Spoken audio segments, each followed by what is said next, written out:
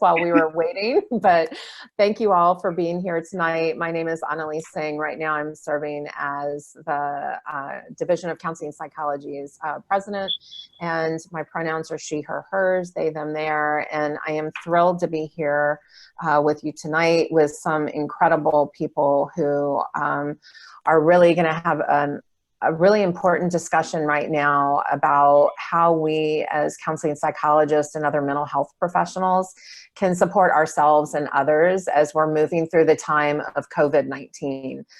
You know, we've heard so much news lately. I mean, there's literally an assault of news. There's assault of racism and xenophobia.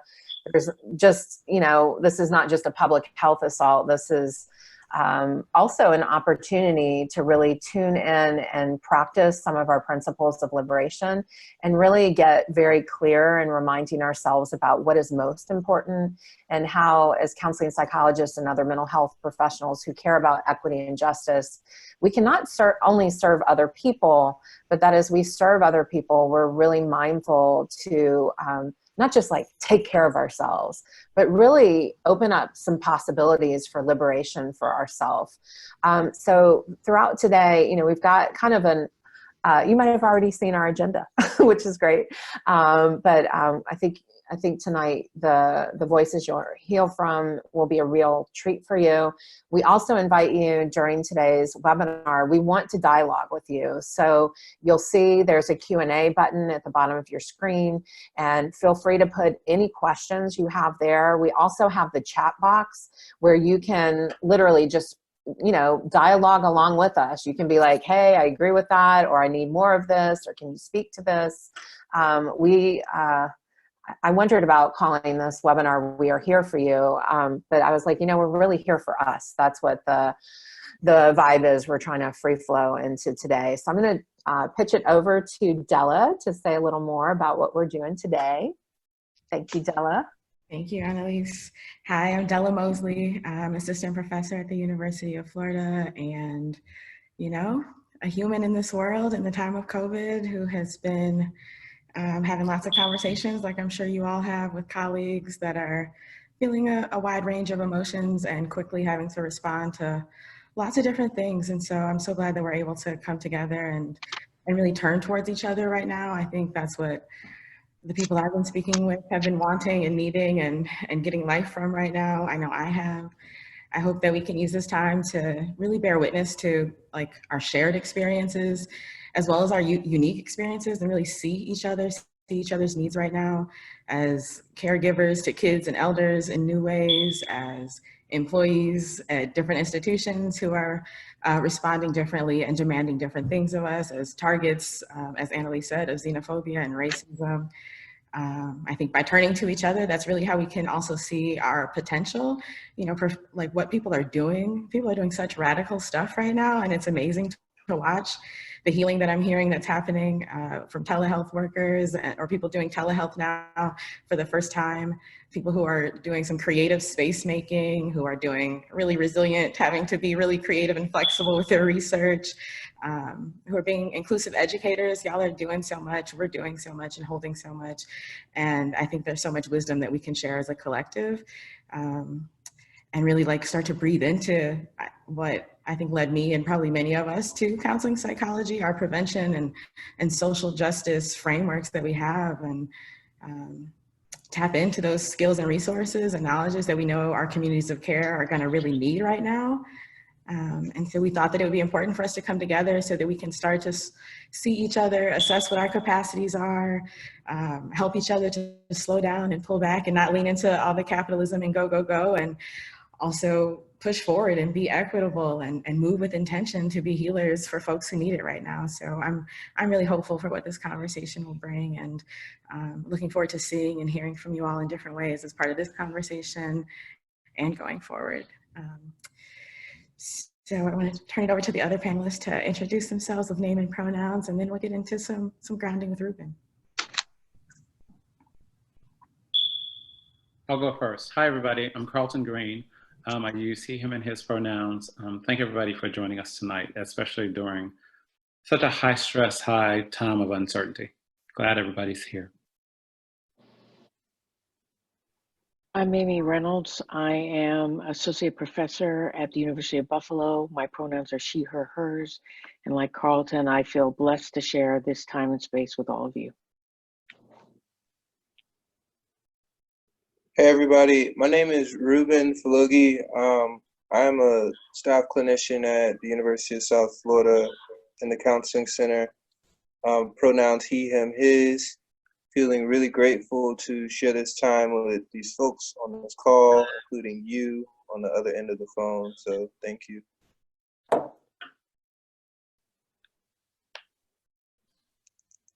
think you're muted, Muted, Adisa. Adisa. There we go. There you go. I got it going. Yeah. So greetings, everyone. My name is Adisa Anderson. I am a licensed psychologist at the University of California, Berkeley's Counseling and Psychological Services or Counseling Center. My gender pronouns are he, him, and his. I also own or run a social justice oriented private practice on the side. So I'm just having a lot of gratitude and feeling honored to be sharing space with the folks on this panel today, and also to be dialoguing with the people, the rest of the attendees on this webinar in this space. And so just wanting to sit with everyone in solidarity and express appreciation and gratitude for sharing space with you all. Thank you, Adisa. So I think, we're going to pitch it over to Reuben. And Amy, did we get you? We did. Okay, so we wanted to pitch it over to Reuben to just kind of get us started, because so much of what we're being called to do right now requires a lot of grounding and centering, and it's not something that capitalism, white supremacy, patriarchy, or any of the other oppressions really teaches us to do. It actually, oppression teaches us the opposite of that. So liberation requires centering. So thank you, Reuben. Jeez, you were getting me center, Annalise. So in terms of grounding, I want to ground this conversation in, the history of liberation, from liberation psychology to, all the familiar folks, Frantz Fanon, who's my guy? Pedagogy of the Oppressed, Paulo Freire. This is the time where all these frameworks and ideas come into action, and there's so many the ancestors left so many rich tools for us to use during times like these. So I really get excited about that. One that comes to mind, you all can Google it. Google the Cycle of Liberation PDF, and this PDF will come up, and it basically has this cycle that talks about the transformation process on the individual and institutional levels, and ultimately on the societal level. And I like these frameworks because sometimes, because of the nature of oppression, it feels overwhelming and like things don't make sense and we're kind of powerless, and it's easy to stay there. But this framework talks about, the steps involved in liberating ourselves, including waking up, getting ready, reaching out, building community, actually creating change, maintaining change. So it's not a static process. It's cyclical, and depending on what the issue is, you might be in a different stage of change, or just different stage in the process. What I like about this tool is it starts off, it's a circle, but the entrance to the circle starts off by talking about waking up. And most models, whether their identity development, liberation, organizational development models, they start off with this incident or encounter that creates dissonance, or this discomfort, or this intense emotion that lets us know that something's not all right with us, inside of us, or in our environment. And so that's kind of what I feel like is going on with this incident. We're having a wake-up experience on an individual level. There's a lot of fear. A lot of us are having to deal with really intense emotions, a lot of ambiguity that some of us may not have felt in our lives. A lot of us have been dealing with all of our lives. So there's a lot of dissonance and intense emotions that we're all dealing with. And what I want to use this time to do is just remind us of our superpowers as humans. That attention that we have to think and to feel and to be, these are our tools that are very important. And in this time especially, it's more important to maximize our ability to use those tools. So I think of our attention. I mean, anything that any of us have put our attention on, it pretty much has happened. A lot of us have degrees. A lot of us have become parents. A lot of us have done some ugly things because of ideas that we've had. You know, it's a spectrum, but our attention is our superpower. And so during this time, I've been taking a lot of deep breaths. I've been practicing a lot of mindfulness. And the idea is to get a hold of my attention. And so I guess I got a couple minutes. I wanted to invite you all, if you want to, on the other end. I guess I can't truly get consent because I can't get feedback from everybody. But if you're willing to, I want to just invite you all to take some breaths real quick with me. I'll lead them. So real quick, what we don't want to do is just do a body scan wherever you're at. Usually I'm in a chair when I do this with my clients, but I'm sitting on the floor. So just going from the bottom of my body, so my feet, and slowly making my way up. Basically, I just want to be aware of where my body's at. You know, if it's on the ground, if it's not, if I don't feel anything behind it, and I just want to start from my feet and move up. So my feet aren't touching anything. My calves, they're on the floor. My hamstrings, my tushy, they're on the carpet. It's soft. My back is on the wall. Shoulders are a bit tight. So what I want to do, shoulders, we hold a lot of tension. I want to pull your shoulders back, push them down, and just let them relax. We hold a lot of tension there. Computers, laptops, a lot of us are on them, especially now. Make time to stretch. With your neck, again, neck, the computer, cell phones, it wrecks your neck. Act like there's a helium balloon elongating your neck, all right? We do like there's a pole going straight from your neck down through your spine. And then you want to just pick a point across from you, pivot your head up. If you got tension in your neck, you can do a neck roll and just relax. And one thing we'll do is we'll inhale through our nose, slow and controlled. Then we'll exhale through our mouth, slow and controlled. And what I like to do with this is, so we'll take 3 breaths, is I like to do affirmations with this breath. Because the breath is grounding. I mean, literally, you're adding more oxygen in your body. It gives your brain more fuel to do what it does. But it literally grounds us in the present. The moment you stop breathing, you cease to live. So that's all this is. This is just a reminder to be here in the present. That is your attention. That's all that's real. The future and the past, they're not happening right now. And a lot of what's happening is we're getting stuck in the future and the past, and we're not doing what we need to do in the present. We're not maximizing what we can do in the present. So on the inhale, we want to take something into our body. Think of something that's going to be helpful to take into your body. It can be literal, figurative. I like to take in love because that helps me. That aligns with my values. And then on the exhale, I want you to think of something you can let go of that's not going to be helpful for you as you navigate the next moment, or the next day, the next week, the next 2 weeks, the rest of your lifetime, right? So fear for me is something that I like to experience, but I like to rid it of my body when I can. So that's what we'll do. We'll take 3 breaths. I'll say 1, 2, 3. Inhale, whatever you want to take in. I'm going to do love, and then exhale whatever's not going to be helpful. I'm going to do fear. Okay? Catch your breath. Ready? I'll give it 3 count.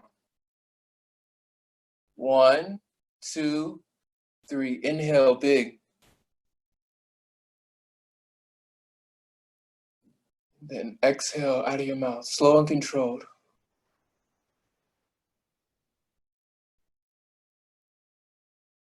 Again, inhale big.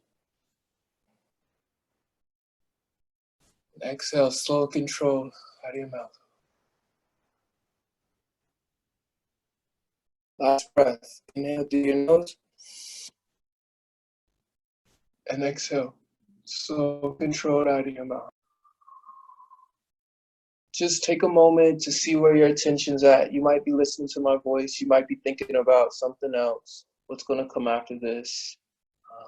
But that's your attention, and I want you to be able to observe it and see where it's at, because right now there are a lot of things going on that are going to grab your attention, and I want you to maximize your personal attention by owning your personal attention.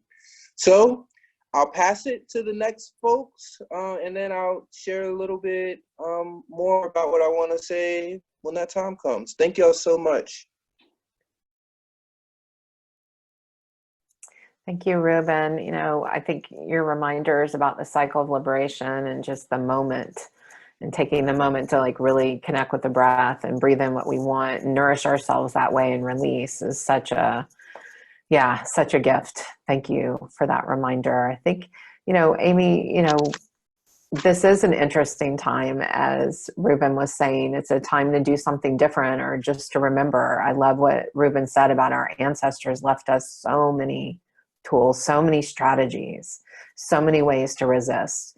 How is this showing up for you right now in terms of liberation and resistance in the time of COVID? And just, we know people are dealing with a lot right now as we try to support others. Thanks, Annalise. I think for me right now, it's my family and my students is where my heart and my head are. And reaching out to everybody who is in my world is so important, because you can just feel the heaviness. And I feel like for a moment, some of that was lifted, Reuben. So thank you for that moment to do that. I would say that right now we're in a laboratory, and we have an opportunity to make some interventions to potentially redirect. You know, the river's gotten blocked, and we have a chance to redirect that river in a way where the water will go to the people who need it, and that all the life that comes with that water can have an impact on people. And so what I'm really struggling with is this duality of all the demands and expectations of my role, in my case, program director, and then this part of me that wants to forget about all the rules and expectations, particularly in dealing with my students, and just kind of be with them and not be so caught up in that. But believe me, when the emails are coming in 100 a day, it's kind of hard to do that. It's kind of hard to resist that white supremacist capitalistic perspective of productivity, efficiency, external orientation. And I've been thinking a lot this afternoon about Linda James Myers, who is a mentor of mine, was on my dissertation committee, and her talking about different conceptual systems and how they operate silently without us even knowing them. And I think that's showing all the fault lines in our society. So that's why I feel like in counseling psychology, we are well equipped to move forward and to use all the skills and, quite frankly, Annalise, all the things that your presidential year is helping us do to really make change, to be centered with each other. And I think many of you may have seen the New York Times article or opinion piece that said we need social solidarity, not just social distancing. I will put it up in the chat box, but it's such a powerful piece that reminds us of the importance of community. And I guess I'll just sort of stop there and leave it open to other people, but that's really what's been on my mind.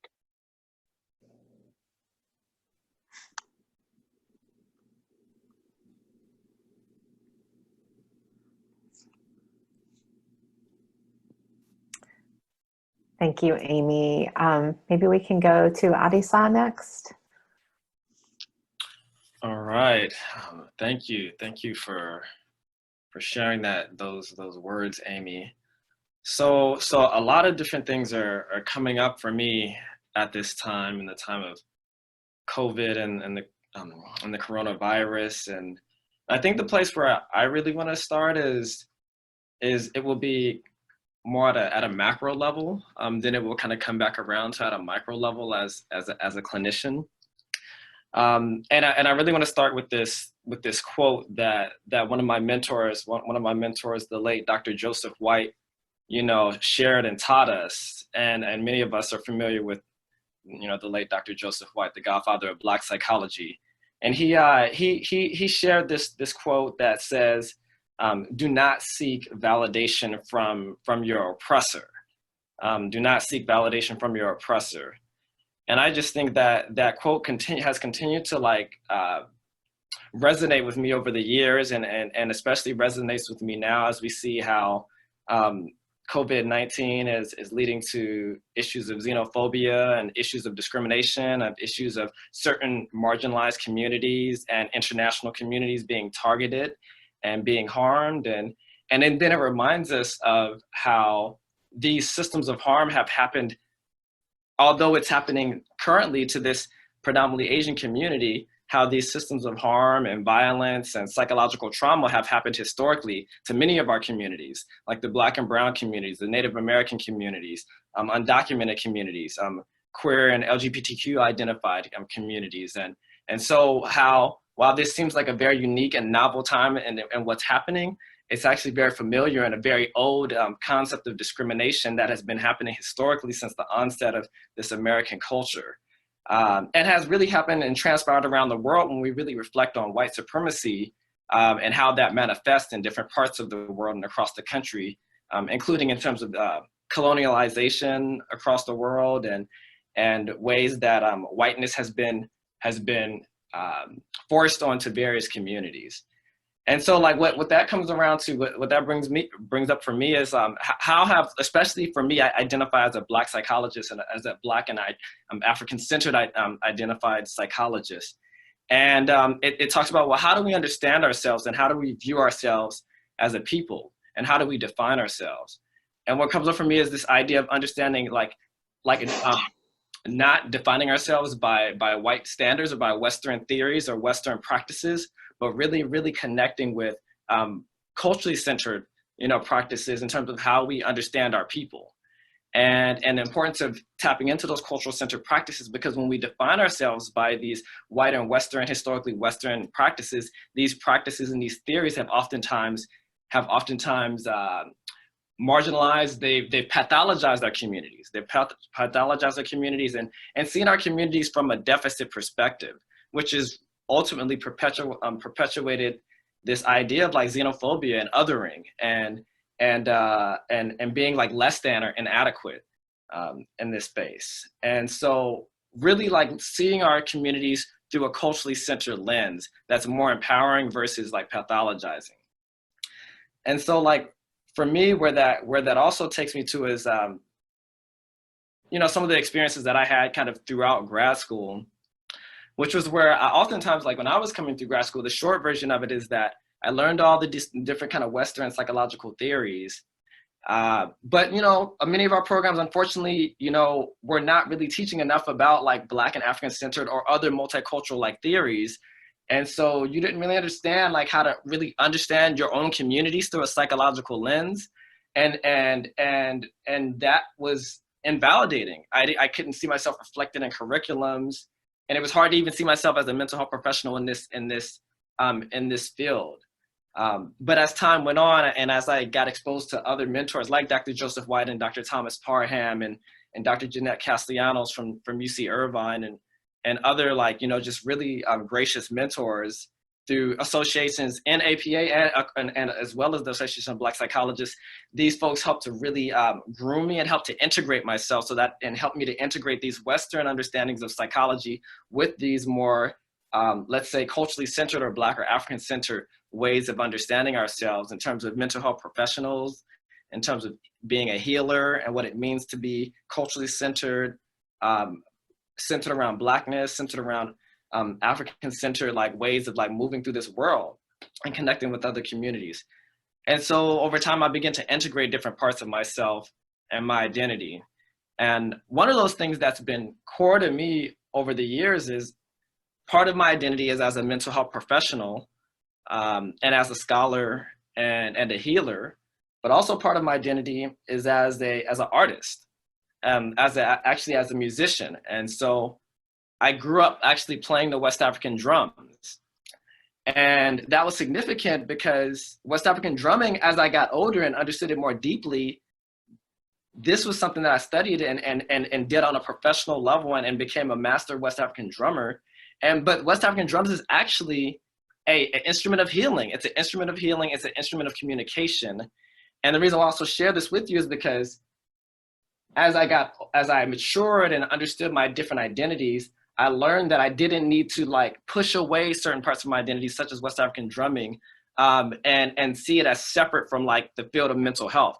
I learned that I actually could integrate all these different parts of my identities and all these different cultural ways of being and create space. And I had to have courage to lean into that, but I also had to have environments that supported all the parts of my identity so that I didn't have to check different parts of my identity at the door, but had environments that could affirm who I was in the different parts of myself and also welcome that and allow me to share that in terms of understanding how healing can manifest and look in a lot of different ways for different communities.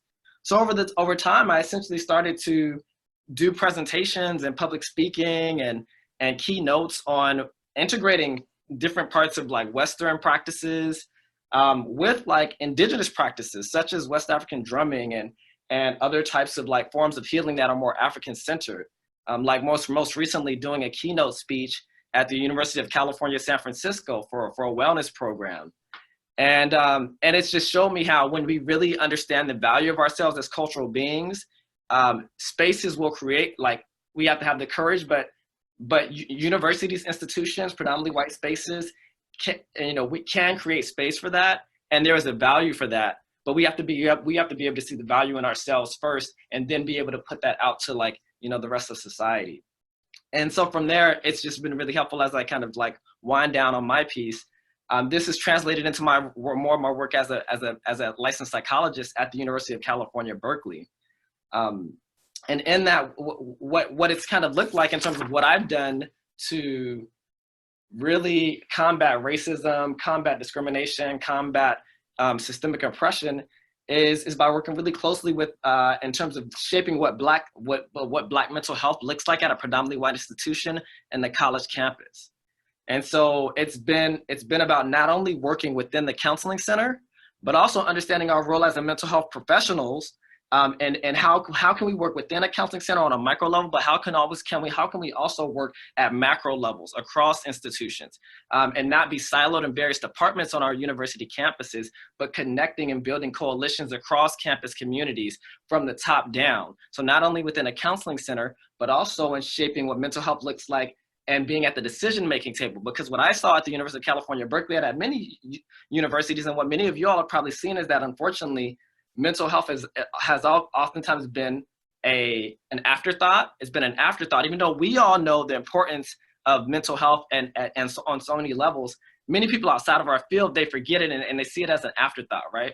So it's been important to be at the decision-making table, talking directly to the chancellors, meeting directly with the AVCs, the assistant vice chancellors of the various departments around the campus, like equity and inclusion, and even talking directly to other spaces on the campus and around the country that have perpetuated violence, such as the University Police Department, and strengthening relationships and talking about how we can help these other spaces to more deeply understand mental health, and especially understand mental health in terms of how it impacts marginalized and communities and multicultural communities, and in particular for the work that I've been doing, how to understand Black experiences. And so we formed institutions on the University of California, Berkeley's campus, like an independent advisory board on policing and campus safety. At the Counseling Center, we've established an African-American Black mental health team, which is not something that has historically existed because we usually don't have enough numbers to even have a team, because usually we're one of the only ones when we're persons of color working in these spaces, right? And through this African-American mental health team, we've been able to apply for grants. We've been able to shape and create and re-envision a service delivery model that is more tailored to the Black community. So when issues like COVID-19 are unfolding right now, we can make sure that the Black community is not left behind and doesn't fall through the cracks. Because we know when mass tragedies like this happen, oftentimes the most marginalized communities and underserved communities are forgotten about or become the most vulnerable. And we know that when we try to apply mass kind of changes across systems, oftentimes those mass changes only further perpetuate discrimination and marginalize our communities. And so through this African American mental health team, we've been able to assure that we continue to create a tailored approach to communities such as Black and African American identified communities and other persons of color, so that we make sure they don't fall through the cracks, and so that we make sure that we continue to honor and be aware of the mental health of many of these different communities as we talk about how to support them through these challenging times of this pandemic, but also in terms of any systems of oppression that are occurring across the campus. And so that's a little bit around kind of how things have evolved for me over time. I'll pause there and maybe share a little bit, later through the Q&A portion. Yeah. Thank you so much, Adisa. Like, so many gems in what you shared. Thank you for bringing in Dr. Joe White to this conversation. And I think maybe a main takeaway that I'm hearing is, like, I see you going between this individual personal level, what you do to be well, what's meaningful for you personally, and then how you zoom out and think about collectives in very intentional ways and very tailored ways, which is really important, I think, right now, to not do some carte blanche responses, but being really intentional about where we're putting our time and what we're giving to folks. So thank you for that. And also both looking backwards to our ancestors and what's been done, looking at history and using that as we look forward as well. Thank you. Carlton, do you have something to share with us? Sure. I think the first thing I want to say is it's not usually the case that there are 3 Black men with PhDs sitting in one of these spaces. That is, of course, a little bit overwhelming right now. Shout out to Adisa and to Reuben. I think for me, even as we started, I was thinking about, or I was feeling sort of like all these feelings in my body around the joy and the sadness. And I think that, following up on what Reuben was offering, I think that the thing that I've been trying to do the most is to pay attention to my body during this time, especially thinking in terms of this being a virus or a disease that is attacking people's bodies. So to really be attuned to what's happening is really important. And as I've been doing that, I think that one of the things that I'm noticing is that even in these few short days that, that I've been teleworking, I didn't say this at the beginning, I'm the Director of Diversity Training and Education at the University of Maryland. And we have been teleworking since last Friday, I think it was. Even as I learned to listen to my body a little bit more, and we all know this to be true, I feel like I can trust my body a little bit more and trust the wisdom and the knowledge that's coming forth out of it. A really good example is that I'm trying to think of ways to continue to offer our services so that our campus community can benefit. And we know that people are moving online to be teaching, and certainly that's where most of our students are going to be, students and faculty primarily are going to be. So how is it that we continue to offer training and suggestions for people to manage those spaces? And I was trying to think of, I was actually in touch with another counseling psychologist today about the possibility of doing a session on managing microaggressions in the virtual space. And there was something about that, even as I was thinking, I was like, well, maybe there's probably something about how do we just address language, period, in the virtual space? And as I was getting there, one of my colleagues actually texted me a screenshot from a Facebook conversation where somebody had been misgendered in a Zoom conversation. I was like, yes, I do know what I'm doing, right? I think that there's something about learning how to trust the wisdom of our bodies that becomes really important, especially thinking that there are aspects of white supremacy culture that want us to not trust our bodies or want us to not trust our intuitions or to just go with what feels logical. And so to really settle in to know that you can trust the wisdom and the information that comes from your body is really important. I think the other thing for me is that I think about the work of James Cone, who is probably one of the liberation people that I think about most often. And James Cone talks explicitly about, as a Black theologian who is the father of Black liberation theology, talks explicitly about if you want to find yourself on the side of God, then you need to find yourself on the side of the most oppressed groups. And at this time, I feel like listening to the voices of people who have challenges or disabilities related to their bodies is really important. So really trying to ground myself and listen to, or trying to figure out how to listen to the experiences of people who have disabilities, be that about suppressed immune systems, or if it's about physical disabilities or learning disabilities. What is it that we need to be bringing to the forefront such that the people who are planning online education or the people who are trying to design these spaces are being aware of those groups, because if we can take care of those groups, then we'll take care of everybody else. So really trying to make sure that I'm thinking about that from that perspective, and being really grateful for the folks that I work with at the University of Maryland, who are always putting these things in front of us. I think the last thing that I'll say is that for me, of course, I'm an introvert, and I'm not somebody who, my introvert is like, raise the roof on this time that I get to be like at home by myself. It's almost kind of exciting. And then at the same time, I do know that I also still need to be in community. One of the places that I find community is in sort of like faith and religious spaces, and being connected to three women, actually, two of them from my childhood days. We share a meditational space on a Bible app, and we are right now going through one about how to, I think I forget the title, but it's something about anxiety, praying through anxiety. And so really how we can all be together to acknowledge that we are in a very, very anxious time. And in this community, we are offering our prayers for each other, as well as our prayers for other people, but also being in conversation about how it is that we can use this and spread it a little bit wider so that other people are also getting this message. The best example I can come up with is thinking in terms of Black church experiences are really dominated by older people. And so many Black churches have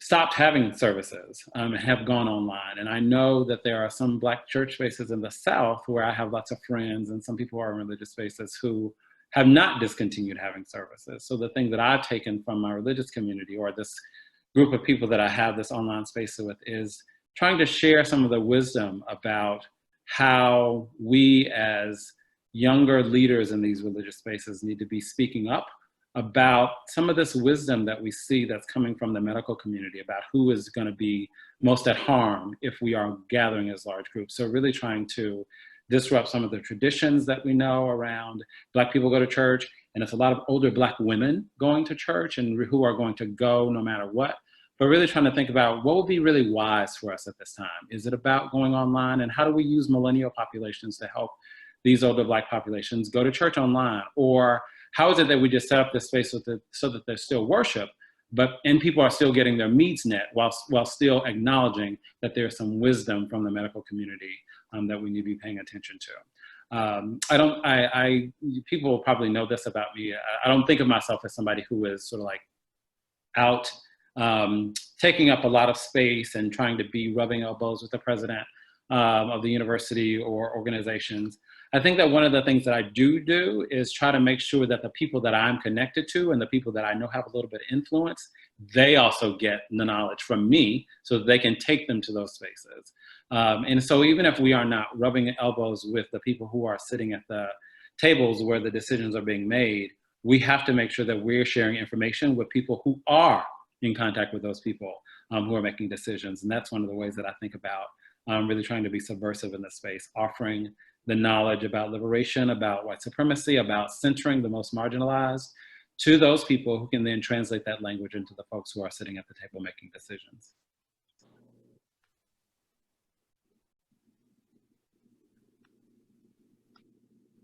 Ooh, so much there. Wow.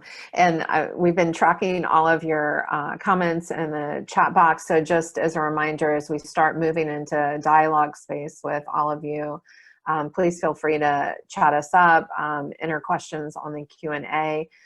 Carlton, as you were speaking, I was just like, oh shit, there's that all the aspects of white supremacy culture you were like really resisting. I'll just read the list so everyone can hear them. Perfectionism, sense of urgency, defensiveness, quantity over quality, worship of the written word, only one right way, paternalism, either or thinking, power hoarding, fear of open conflict, individualism, I'm the only one, progress is bigger, more, objectivity, right to comfort.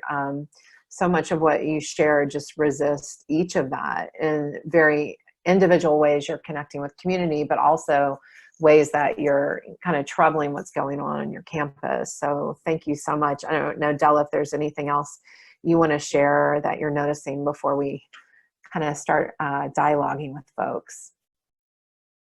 I'm just noticing the the wisdom. There's so much wisdom that we have, and I'm excited to hear sort of from the people in the audience about both what questions they have, but also what knowledges they have that they might want to share and give to us as they're navigating this, because I just picked up so many gems in these 5-minute talks. So again, just encouraging more of us turning towards each other. Yeah, thank you, Della. And just as an FYI, this is, most of the folks in this group have been incubating liberation as a special task group called Liberation Incubator. And and we're so glad to have Adisa here with us. And one of the things we're very clear about is that we don't have all the answers on what liberation is, but wow, do we know when we slow down and start to remind each other that we can feel this down deep in our bones. We know this, right? And so Della, thank you for like just saying we want to hear from audience attendees too, because the things, I ran a poll and 70% of you are grounding yourself. You know, you're finding a way to anchor right now, which is good. You know, for me, it's been, you know, feet on the grass, feet on the earth, body on the earth as much as I can. You know, I'm curious for those 70%, you know, we've been a few days into COVID in the land we now call the United States, right? And well, all the things about that, but I'm curious about that 70%, how you're planning on extending that grounding in the days ahead. And for the 30%, I'm also wondering what it is you need. So feel free to put that in, you know, the chat box too. What's feeling really hard? I know just, you know, a few days ago, I'm teleworking at home with my partner. You know, I have I'm in a very loving, supportive relationship, and just there are new things we're surfing and then finding ways to share resources and, you know, kind of seeing all the hoarding behaviors that are going on that are coming straight out of white supremacy culture. So if there are things that have been working for you, great, put those in the chat box. But for the 30% of the folks who, you know, you said no. And I think that's an important message for us to slow down. And then we see a question from Deborah, if time permits, can you address the painful, persistent classism, intersecting, of course, with racism, xenophobia, ableism that punctuates this crisis? Faculty were allowed to work from home, but our staff members had to stay until yesterday, and many are still on campus, many of them people of color, inadequately compensated women. And I know Reuben was just in this as of yesterday. Yeah, the phrase "stay woke" to me is just speaking up so much. Stay woke, because what we're watching is we're watching a lot of different things. We're watching xenophobia, we're watching racism, we're watching classism, bigotry. We're watching a lot of things, and I would encourage folks, and that's what I was trying to get at with that attention. We got to own our attention so we're not so reactive, but we can respond, because there are a lot of things that are happening that don't make sense on a societal level, on an institutional level, and on an individual level. And I'm not saying I have the answers, but I know if we are to find an answer, we have to really stay woke and be vigilant about what is distraction and what is actual real, because there's some real threats that I think are worth being anxious and fearful of. And that doesn't mean we need to react off of that space, but you know, the fact that our government gave $1.5+ trillion to bail out banks and Wall Street again, and then you juxtapose that with, you know, I have friends and people who are getting laid off already. So again, institutionally, societal, we see this classism, we see our government failing us right in front of our eyes. And so it's all connected is what I'm saying. And I think part of the solutions that we're going to eventually find in the coming weeks and start working on now, they're going to require us to remain vigilant and not only, and that's why I like praxis as a concept from liberation theology. Like, how do we absorb and learn to create theories that conceptualize the issues going on, but then how do we also use what we're learning and act? And then how do we use those actions to then create this cyclical process where we're learning and acting and evolving as we watch the situation unfold. Because to be honest, I'm scared, y'all. Like, I understand the public health need to socially distance. And then I also know, and I've seen it in power structures, if I want to oppress people without them knowing and without them organizing, I want to separate them and segregate them. It's easier to oppress people that way. So what am I saying? I'm saying remain vigilant, and when you can, and it makes sense for you, given your situation, change what you can accept and accept what you can't change. I think I also want to say that this is an opportunity. I know my very last class was last Wednesday, in-person class was last Wednesday. It happened to be my multicultural class. And at the beginning of class, I kind of threw what we were going to talk about aside, and I said, let's talk about COVID from a social justice lens. And then my students, mostly master's students, but some doctoral students too, just started brainstorming. A lot of them were school counselors, all the different ways. I mean, we have this shared experience. So it's an opportunity. I mean, it's a shared experience. We're not all experiencing it the same way, right? Because of these oppressions that exist, but we're all in it together at some level. And we can point this out to people. In some ways, people think it's humorous, like, you know, this event, if nothing else, will it help people appreciate teachers as parents try to teach their kids at school? Maybe. All the way up to appreciating the people that are continuing to have to work. You know, I had to go to the doctor today for a checkup around my shoulder because I had surgery a bit ago. And I was talking to each one of them, appreciating them, telling them that I'm concerned for their safety. And, you know, we have to, because they don't have a choice. They have to be. They're mandated workers or emergency workers. So I guess I would just say, as threatening as this is, let's view it as an opportunity to create change as well. And if I could add to that, I think some of the things that I see coming up for me is, and what this whole situation is partly teaching us is that at the end of the day, we really are all connected in some way, and so often we, from a Western kind of lens, we're taught to see ourselves as individualistic and disconnected across the world. But what this is really showing us is that regardless of where we're at, if the most marginalized person is not being looked after and affirmed and supported, then even, you know, folks across the top at the highest and the most power are still going to be impacted and still going to continue to be vulnerable. So we need to be looking out for everybody across the board at all levels. And it's just really interesting how a lot of times we're seeing so many things unfold and so many things become more clear in this situation. We're seeing how privilege manifests across different levels and across different fields. We're seeing how individuals with higher levels of income are able to access healthcare more quickly. We're seeing how, you know, how we talked about how things are unfolding in terms of how they impact various communities in terms of the elders and the people who are most vulnerable in terms of 65 and up, and talking about how these individuals can't even make it to grocery stores to be able to get the services that they might need or the goods that they might need, because these things are sold out when they get there, and because of the needs around social distancing. But I think one of the other things that comes up for me is I also had came across this article that talked about the importance of social solidarity, like, because as we talk about so much around social distancing, I think that the social distancing can really be can be operationalized in a very individualistic way that really ends up isolating so many of us in our communities.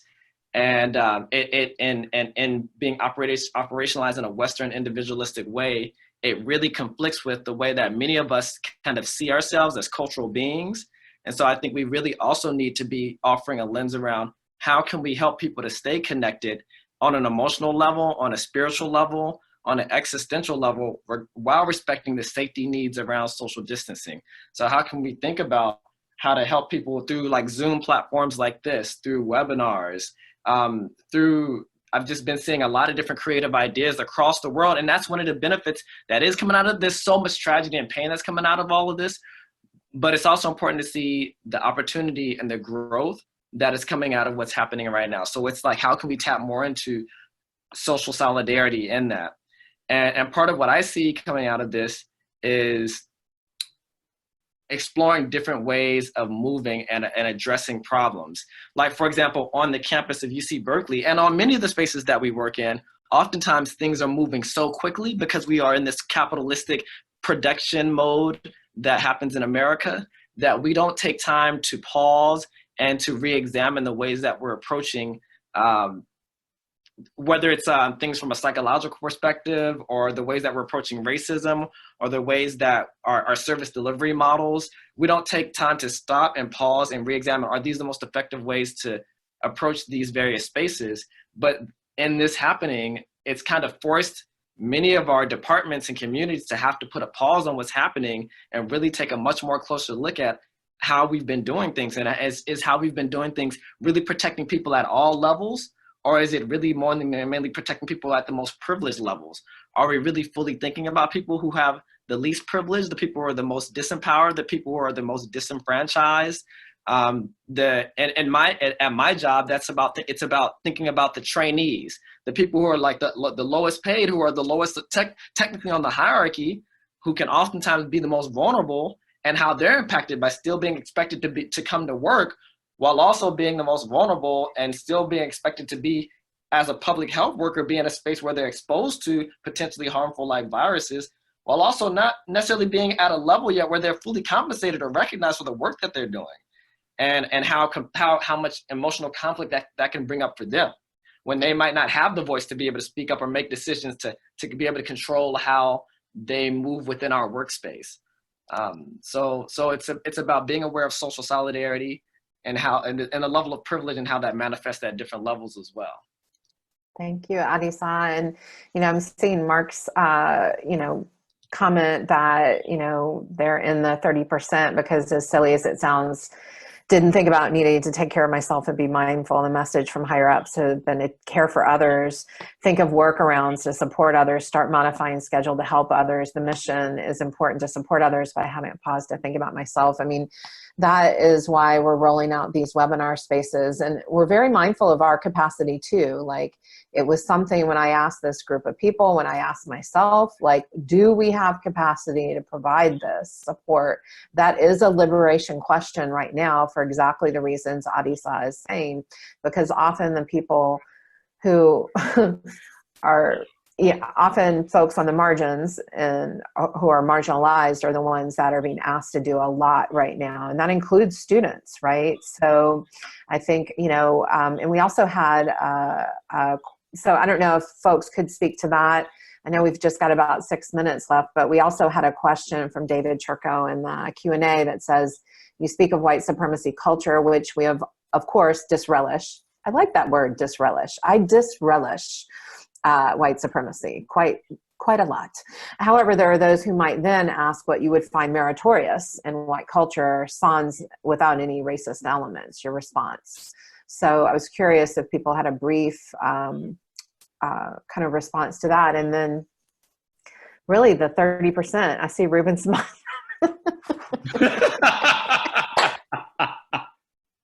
You're muted, Reuben. You're on mute. You're muted. Mute, Reuben. I said my first reaction when I heard the question was, if you open up any history book in a U.S. history class, you'll see the history that's presented to us as white culture, white history. So much. And I guess that question, and I might not be answering the question, but if I think I'm answering the question, but like, so much of our work is based in white culture, from the scientists that we worship, from, the historians that we talk about, from the appropriation of other cultures. There's so much, like, I don't know how, I would forward them to just any history book that is in schools today. It's brainwashing folks. Thank you, Reuben. I referenced Linda James Myers earlier, and she doesn't talk about in terms of white supremacy. She talks about suboptimal and optimal worldviews, and how the suboptimal worldview is one that segments what is material from what is spiritual, and divides us from our past and our future, and inherently makes us external oriented. And while those things can have nothing to do with race, they are harmful to all human beings at a basic psychological level, at a community level. And so a lot of those things that were even on that list, even if you could, which you can't, separate out racism and all other forms of oppression, they are an up-down. It's why Division 17 created more pie. We didn't want to believe in a scarcity of resources. We wanted to believe that when we came together, we would have endless resources. So the other side of that, it's hard for me to see the positive, except for those people who are empowered. Thank you for that, Amy. Yeah. Go ahead, Carlton. Yeah, I was just gonna say, you know, I'm a Black person sitting here, so I don't know that I can talk necessarily about meritorious aspects of whiteness. I would want my white colleagues to be really exploring and investigating what that means. I do think, though, that as we talk about racial identity development theory, there's a way for people to be thinking in terms of how can I be an anti-racist, which is not necessarily, may not be getting exactly at the way that the question was asked, but to be anti-racist still is about race and racism, right? But it is about how is it that I can be actively involved in taking down the system of white supremacy that has really negative and deleterious impacts for not only people of color, but for white people too.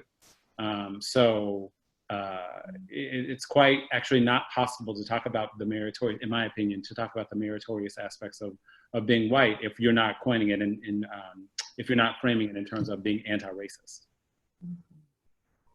Yes, thank you so much, Della. Yeah, I love that point. I just wanted to briefly double back to sort of Adisa's point around institutions and people having the capacity now to sort of take a pause and think about how we can move differently and who we're serving and who we're not serving. And while all these examples, a lot of the examples that the panelists have shared today, Amy changing up the class, the work that Carlton's doing, thinking about Black women in churches, et cetera, it's doing that. I don't know that our institutions are doing that and taking that pause. And so, but I think that us as individuals, as counseling psychologists, as social justice informed people, we're thinking about that. And so I just I would encourage those who have the capacity to bring those conversations up and forward and be more and more public about them. There was a really cool post from an educator saying, you know, please do a bad job at putting your course online, and kind of critiquing like what's important right now. And I don't think those conversations need to happen in silos. And I think that's also reflective of this 30% who hasn't had a chance to ground, so that if we can do a collective pushback using the knowledge, the science, the embodied knowledge that we have access to, and put that in conversation for folks, that maybe we can change this culture right now and get institutions to pause, right? Like as Annalise, as leader of SCP right now, as the president, has invited us to pause and think about our capacities, and this is a very rare space. So I just want to underline that and encourage more of that. Thank you, Della. And so we have a couple of other spaces coming up, and one is focused on people in practice, and think about practice as broadly as you can. Practitioners work across a variety of settings. So that's Sunday, 7 p.m. Eastern. The link is in the chat box. And then next Wednesday at 6 p.m. Eastern, we have a student-sponsored space. So again, these are spaces not for us to do more, but to actually, it might be the place you need to ground, or maybe you know someone who needs this space as well. As we wrap up today, I know that we are right at 7 o'clock Eastern. I just wanted to give the panelists, maybe 20 seconds each. Sorry, not sorry. Just as, any message that is on top of your heart that you want to share as we move out today. And I see Amy first, so I'm going to go Amy, Della, Carlton, Adisa, Reuben. I guess what's on my mind is that I feel like we have to, amidst all this difficulty, remember the roots of our positive psychology and look for growth and opportunities, and despite the fear that pulls us apart, to come together in community and to find joy and to find love and support with each other. I think that's what will save us all from at least the day-to-day stress, not the structural part. That needs action, but we need to work on sort of the human part as well as the structural part. Thank you. Della? Yeah, I would just close with a call to take care of yourselves and take care of each other. And when you have capacity, think about how you make your choices about where you give, and doing that with an equity framework, you know. Thank you. Carlton? Ooh, so much, right?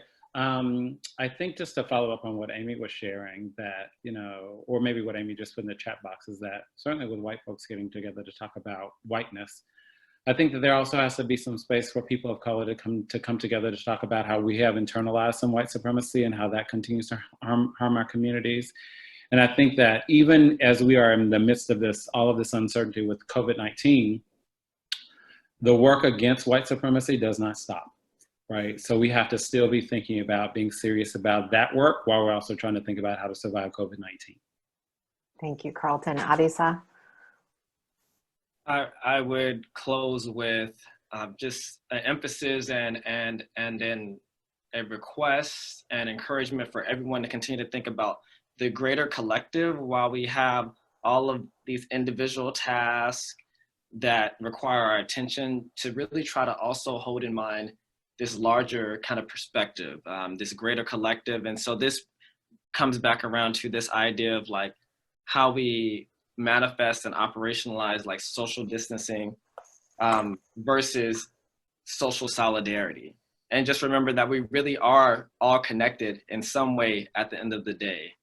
And in the ways that we institute, hopefully we can continue to institute policies, practices, and theories that, sorry, my lights are motion sensor over here, that we are connected there, right there. But just that we can hopefully continue to institute policies, procedures, and practices that really support all different communities, including marginalized communities, and don't just prioritize the most privileged communities, but that are also, you know, really like lifting up and empowering the most disenfranchised communities, because we are all connected at the end of the day. And in order to be moving at our best in terms of in humanity and as a nation, we need to be uplifting all of our different communities, all of our different diverse ways of thinking, all of our different cultural ways of knowing, in order to be able to operate at our best in terms of who we are as a people. Thank you, Adisa. Reuben? Yeah, two things. First, gratitude for the folks on this call, Annalise, for holding the space for all of us, the others who tuned in, took time out of their lives to tune in. And second, I've been telling people fear is a hell of a drug. So be mindful of how fear from others, fear from within yourself is limiting you, and also how it can help you. And then love.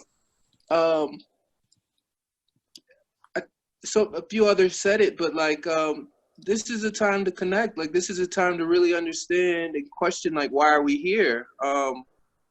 And to really offer more of that in some really scary times, because we need it. You know, whether, I'll just keep it there. Just love, love, love, love, and more love. One of so many, yeah, thank you. Wow. You know, social solidarity and thinking about who we want to quarantine with. You know, we want to quarantine with the beloved community, with liberation principles. We want to, as Sonia Renee Taylor, who wrote an awesome book called The Body is Not an Apology, like, give from our overflow. So, you know, those ways to ground, they're non-negotiable right now. Liberation principle number 1, recover historical memory. This has happened before, as you've heard everyone share. So resist the words, and it's okay to feel scared, and let that fear come through. And then, you know, as Reuben led us in the grounding activity, then release it as soon as you can. We love the hashtag Live Free, and we take it very seriously. We see you. We see what you're doing. We believe everything that's going on in your bodies, minds, and spirits right now. So we greatly encourage you to believe yourself and to connect with community. Thank you all so much. This will, we've recorded tonight, so we'll post it on the SCP listserv. And yes, thank you. Heart full of gratitude always for each of you, Amy, Della, Carlton, Adisa, and Reuben. Thank you. Yeah. Good night, everyone. Nice.